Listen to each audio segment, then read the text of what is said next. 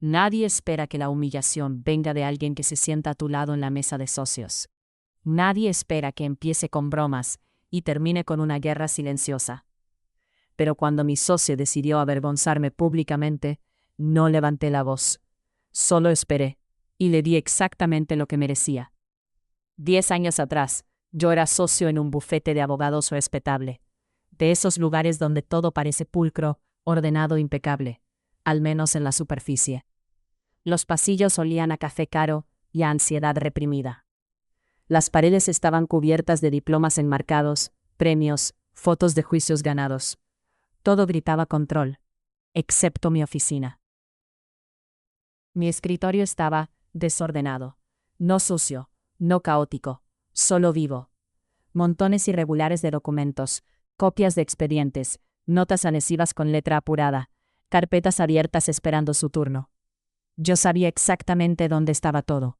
Podía encontrar un papel en segundos, mientras otros tenían que levantarse, caminar hasta el archivo y perder 10 minutos buscando. Pero para Chad, eso era imperdonable.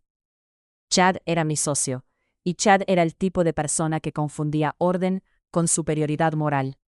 Trajes siempre planchados, escritorio vacío, casi teatral, ni una hoja fuera de lugar, como si nunca trabajara de verdad.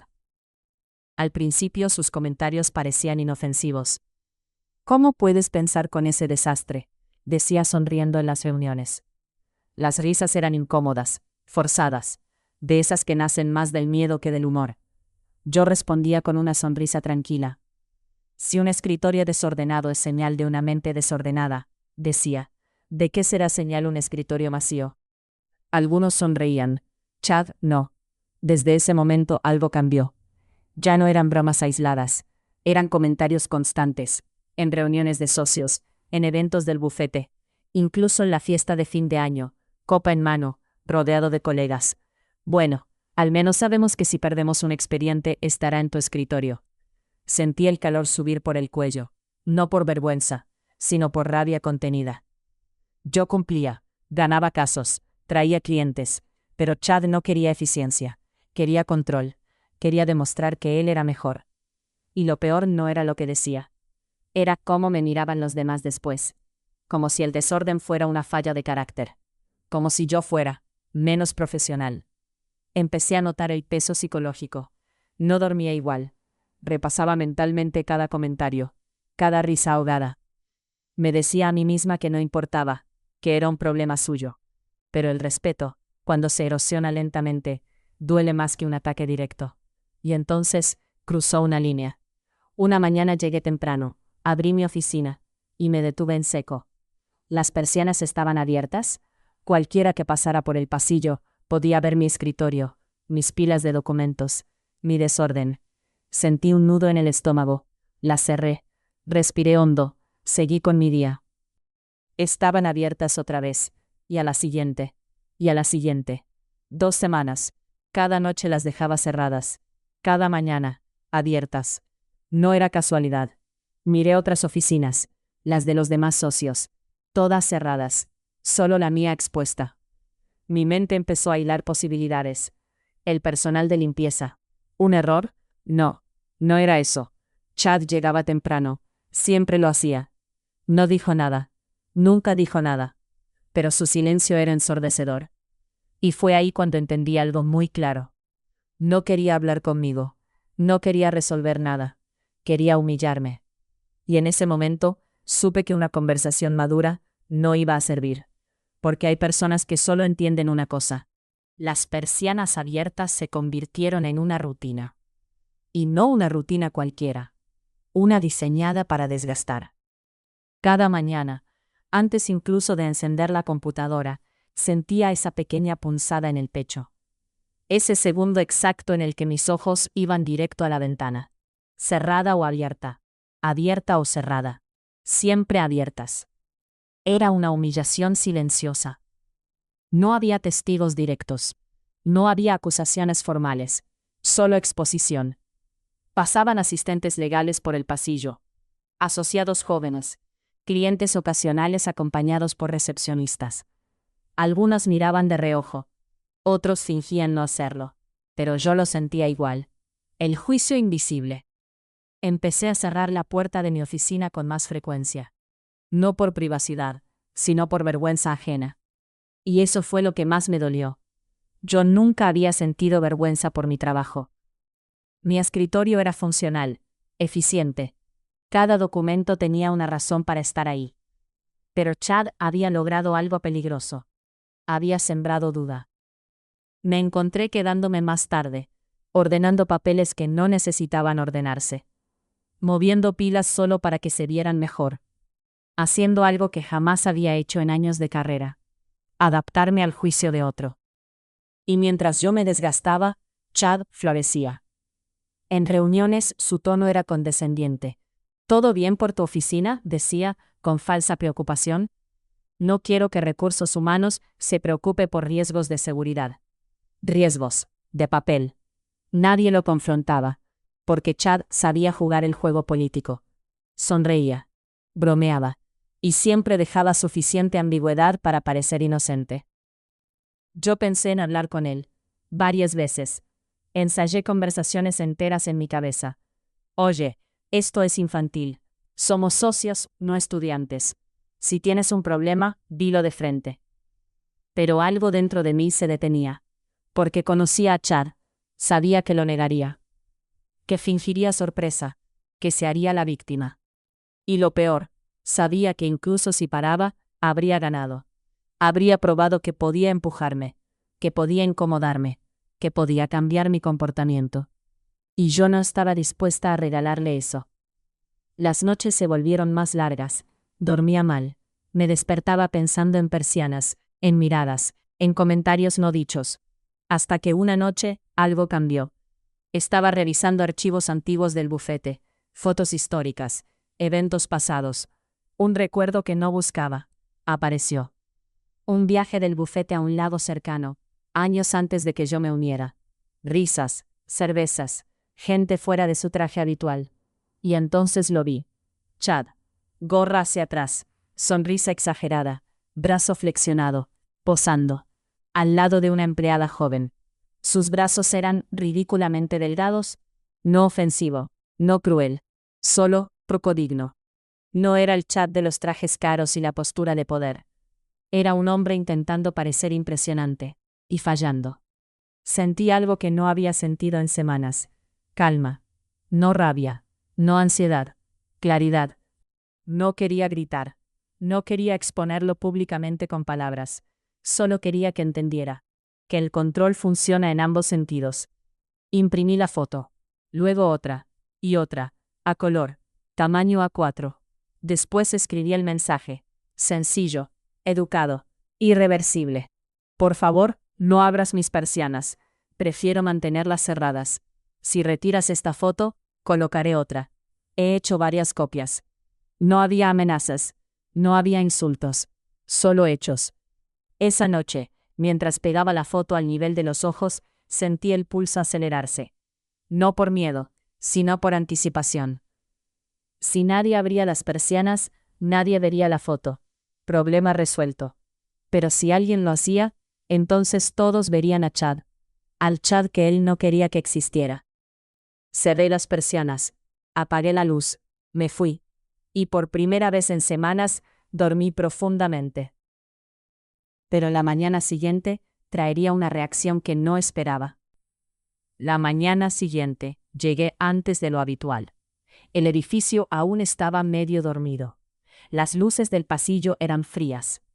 El silencio tenía peso. Caminé despacio, con el corazón marcando el ritmo en mis oídos. Ahí estaba mi puerta. Cerrada. Miré la ventana. Las persianas cerradas. Por un segundo pensé que todo había terminado. Que Chad no había venido temprano. Que tal vez había decidido parar. Pero cuando abrí la puerta de mi oficina, sentí ese pequeño vacío en el estómago que solo aparece cuando algo no encaja. La nota no estaba. Miré el suelo. Nada. Miré el escritorio. Nada. Me acerqué a la persiana. Había restos de cinta. Rasgados. Apurados. Alguien había arrancado la foto. Con cuidado. Pero no había abierto las persianas. Me quedé ahí, de pie, durante un largo momento. No sonreí. No me enfadé. Solo confirmé lo que ya sabía. Había leído el mensaje. Había entendido perfectamente. Y había tomado una decisión silenciosa. No volver a tocar mis persianas. Volví a pegar otra copia de la foto esa misma tarde. Misma altura, misma posición. No cambié nada. Y al día siguiente, lo mismo. Persianas cerradas, foto arrancada, cinta rota, sin testigos, sin palabras. Fue ahí cuando comprendí algo importante. Chad no podía permitirse que esa imagen existiera. Ni siquiera oculta, porque no era solo una foto. Era una grieta en su imagen. Y los hombres como Chad viven aterrados de las grietas. Decidí no volver a colocar otra. No porque me quedara sin copias, sino porque el mensaje ya había sido entregado. Desde ese día, nadie volvió a abrir mis persianas. Nunca, ni una sola vez. Pasaron semanas, luego meses, y Chad cambió. No de forma dramática, no como en las películas. Sutilmente. Dejó de hacer comentarios sobre mi escritorio. Evitaba mirarlo cuando pasaba por mi oficina. En reuniones ya no me interrumpía. Era educado, distante, como alguien que ha tocado una cerca eléctrica sin aviso. Nunca hablamos del tema. Nunca lo mencioné. Y eso fue lo más poderoso. Porque Chad sabía que yo sabía. Y yo sabía que él sabía que había perdido. El equilibrio se había restaurado. Mi escritorio volvió a ser lo que siempre fue. Una extensión de mi mente. No una debilidad. Volví a dormir bien. A trabajar con tranquilidad. A caminar por los pasillos sin sentirme observada. Años después, dejé el bufete. Por razones profesionales. Por crecimiento. Pero esa pequeña victoria se quedó conmigo. Porque no se trataba de persianas, ni de papeles. Se trataba de límites. De entender que el respeto no siempre se exige con palabras. A veces se construye con silencio. Y precisión. Y Chad aprendió una lección que jamás olvidó. Cuando intentas humillar a alguien en silencio, no te sorprendas si la respuesta también llega sin ruido. Después de ese segundo retiro de la foto, no volví a colocar otra. No por miedo, no por cansancio, sino porque ya no hacía falta. El mensaje había sido recibido con una claridad quirúrgica. A partir de ese momento, el edificio parecía distinto. No físicamente, psicológicamente. Yo caminaba por los pasillos con la espalda más recta.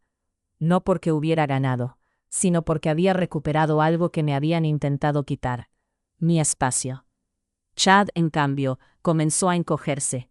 No de manera evidente. No hubo explosiones, ni confrontaciones, ni disculpas. Pero empezó a llegar más tarde. A evitar ciertas rutas por el pasillo. A no detenerse nunca frente a mi oficina. Antes se paraba, miraba, comentaba. Ahora aceleraba el paso. En reuniones de socios ya no hacía bromas a costa de nadie. Su tono se volvió plano, neutral. Cuando hablaba, miraba los papeles, nunca a mí. Una vez, durante una discusión sobre un caso complejo, propuse una estrategia que iba contra la suya. Antes, Chad habría sonreído condescendiente y la habría desmontado con sarcasmo. Esa vez no. Esa vez dijo, tiene sentido, nada más. Ese fue el momento exacto en el que supe que todo había terminado. Porque los hombres como Chad no cambian de opinión. Cambian de comportamiento cuando entienden que el terreno ya no es seguro. Nunca supe si alguien más llegó a ver la foto. Y honestamente, no importaba. Lo importante era que él la vio. Y que entendió que su poder dependía de que nadie lo desafiara. Yo no lo expuse. No lo ridiculicé públicamente. No levanté la voz. Simplemente le devolví el espejo. El resto del tiempo en el bufete transcurrió sin incidentes. Mi escritorio siguió igual. Mis resultados también. Años después, cuando dejé la firma, alguien me preguntó en una cena informal. ¿Cómo hacías para soportar a Chad? Sonreí. Nunca fue tan difícil. Porque hay batallas que se ganan sin que nadie aplauda. Sin que nadie se entere. Pero se sienten igual de bien. Con el tiempo, entendí algo que me tomó años aprender. El respeto no siempre se pide. A veces se establece. Chad creyó que podía controlarme, porque pensó que yo evitaría el conflicto a toda costa. Lo que no entendió es que hay personas tranquilas, no porque sean débiles, sino porque están eligiendo cuándo actuar. Mi escritorio nunca fue el problema, fue la excusa. El verdadero problema era que yo no encajaba en su idea de autoridad. Y eso, para alguien como él, era intolerable. No me arrepiento de nada, porque no hice daño, no mentí, no crucé líneas, solo dejé claro que mi dignidad no estaba abierta a negociación. Y si algo aprendí de todo esto, es esto. Cuando alguien intenta avergonzarte en silencio, la respuesta más efectiva no es gritar, es demostrar que no te pueden mover. Si esta historia te hizo sentir identificado, o te recordó a alguien que intentó pasarse de listo contigo, déjalo en los comentarios. Apoya el canal y comparte este video con quien necesite recordar algo importante. A veces, la venganza más inteligente es silenciosa y definitiva.